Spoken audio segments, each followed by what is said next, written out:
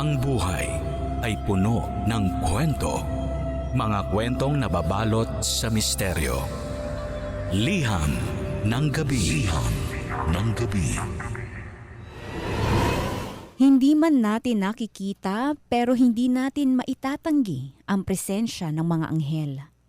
Sila ang nagliligtas sa atin at gumagabay kapag tayo ay naliligaw. Naniniwala ka ba sa mga anghel?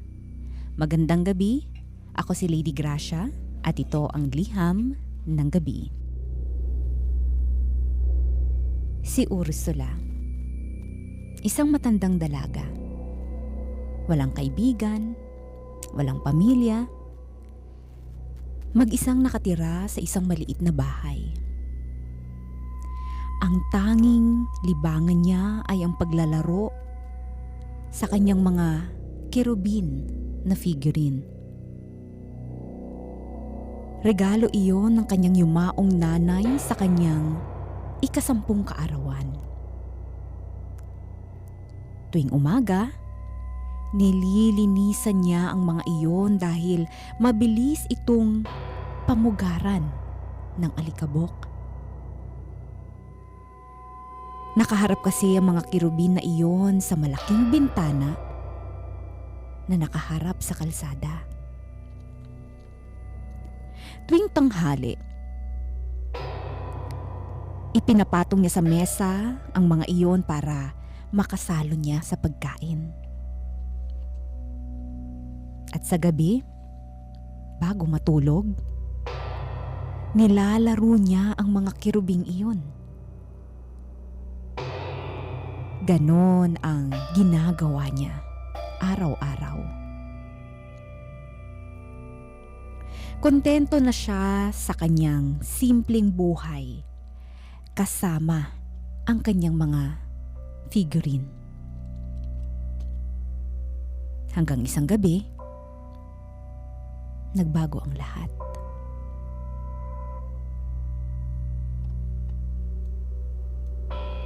Pasado 12:00 na ng hating gabi, nang matapos paglaruan ni Ursula ang kanyang mga kirubin.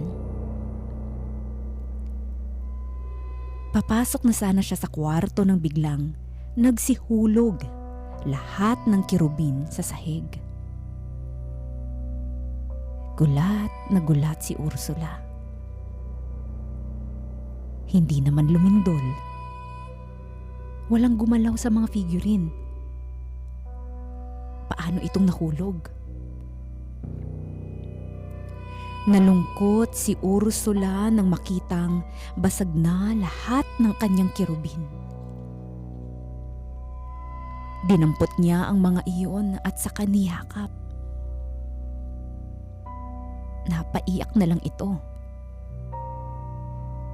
Maya-maya pa'y naramdaman niya ang maalansangang hangin na dumampi sa kanyang pisngi. Kasabay noon ng isang malalim na pagsitsit mula sa sulok ng kanyang bahay. Pagtingin ni Ursula sa sulok, nakita niya ang isang napakalaking pulang nilalang. Malapad at halos abot hanggang kisame ang pakpak nito na kulay pula. Natakot si Ursula. Napaatras habang yakap ang kanyang mga nabasag na kirubin. Unti-unting lumapit ang pulang nilalang. Huwag kang matakot. Anghel ako. Ako ang bantay mo.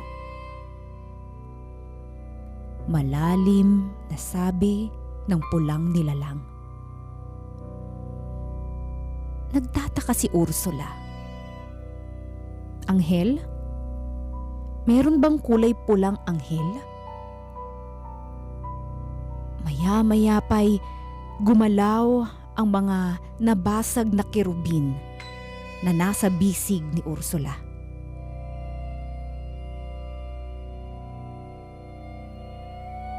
Naibagsak muli iyon ni Ursula dala ng pagkagulat.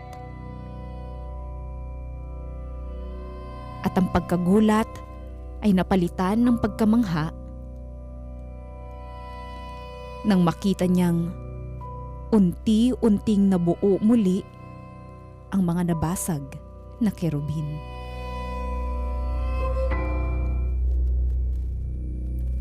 Patunayan mo sa akin na ikaw ang bantay ko, na isa kang ang anghel. Paghahamon ni Ursula. Ngumisi lang ang pulang anghel. Matulog ka na, Ursula.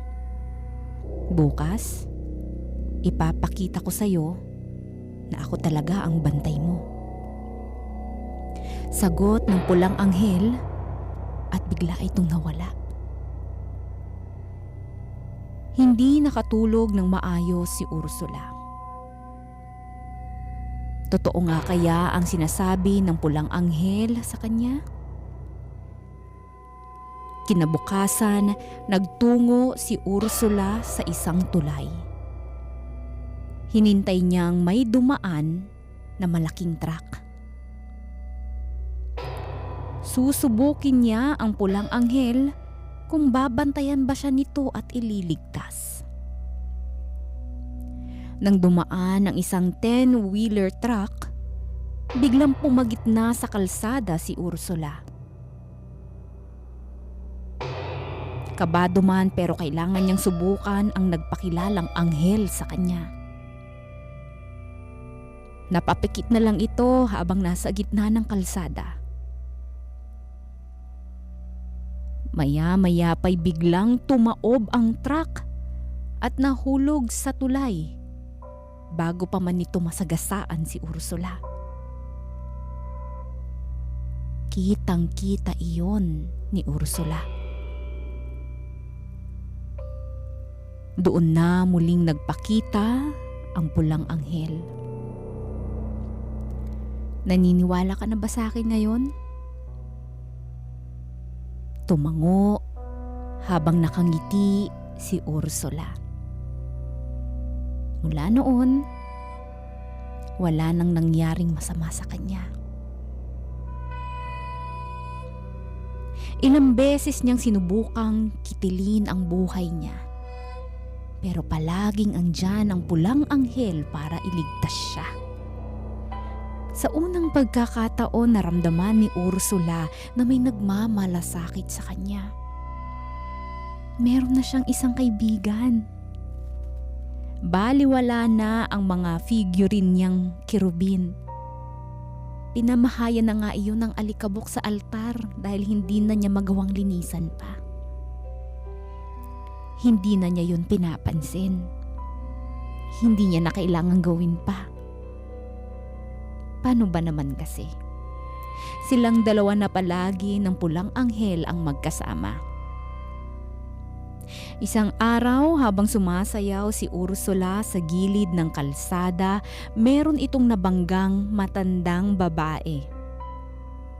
Galit na galit ang matandang babae kay Ursula. Sumama ang loob ni Ursula dahil napahiya siya sa paninermon ng matandang babae.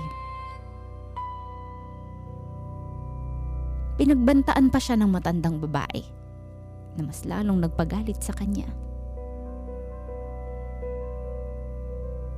Hindi pa man din nakakalayo ang matandang babae ay bigla na lang may umataking ulol na aso rito. Dahilan sa mabilis na pagkamatay nito.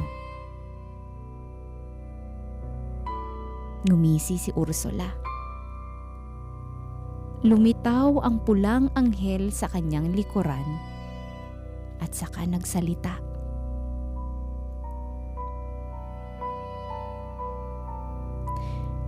Hindi ba't sabi ko naman sa'yo?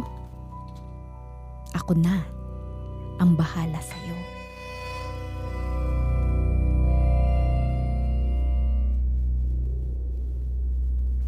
Hindi lang sa sakuna inililigtas si Ursula ng pulang anghel, pati na rin sa mga taong umaapi sa kanya. lahat ng mga taong nakakalaban ni Ursula namamatay sa hindi malamang dahilan. Tuwang-tuwa si Ursula.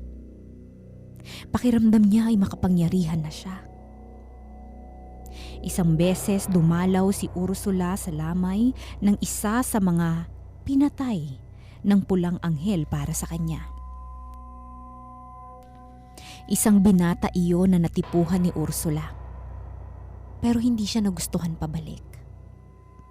Kaya nagsumbong ito sa pulang anghel. Mabilis namang umaksyon ang pulang anghel sa hiling ng dalaga. Isang araw, hindi na nagising pa ang binata. Ang sabi, binangungot daw ito. At ang bangkay ng binata, parang may mga latay na pula sa buong katawan. Habang nakatayo si Ursula sa harapan ng kabaong ng binata, nakita niya sa isang sulok ang malaking nilalang na nakaputi na tila umiilaw. Abot hanggang kisame ang napakaputi nitong pakpak. Anghel, iyon agad ang naisip ni Ursula. Malungkot ang mga tingin ng puting anghel kay Ursula. Tila alam nito ang mga nangyayari. Umalis ang puting anghel. Pero sumunod si Ursula sa kanya. Bantay din ba kita? Masayang tanong ni Ursula. Tumango ang puting anghel. Malungkot pa rin ang mga mata nito. Kaya mo rin bang patayin ang mga umaapi sa akin? Umiling ang puting anghel sa naging katanungan ni Ursula. Sumimangot si Ursula. Wala ka naman palang kwentang bantay. Mabuti pa yung pulang anghel ko. Pinoprotektahan niya ako. Panunumbat ni Ursula. Doon na lumapit sa kanya ang puting anghel.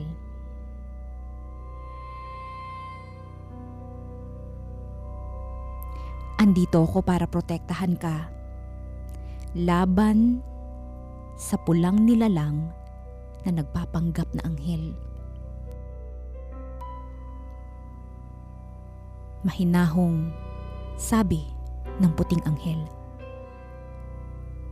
Pero umiling si Ursula. Halatang ayaw maniwala.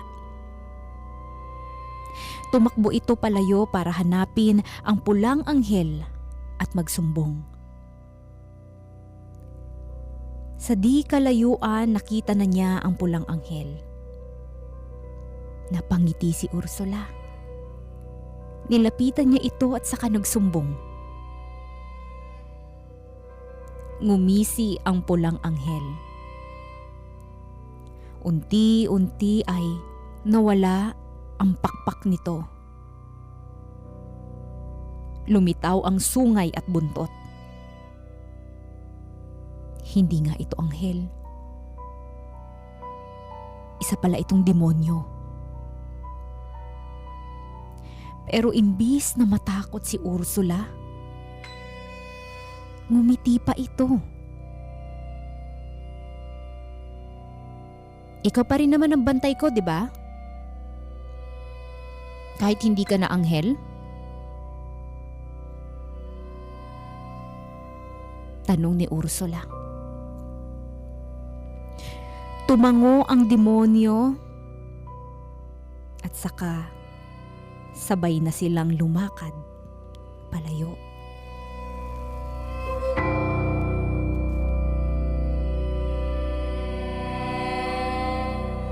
Liham ng gabi.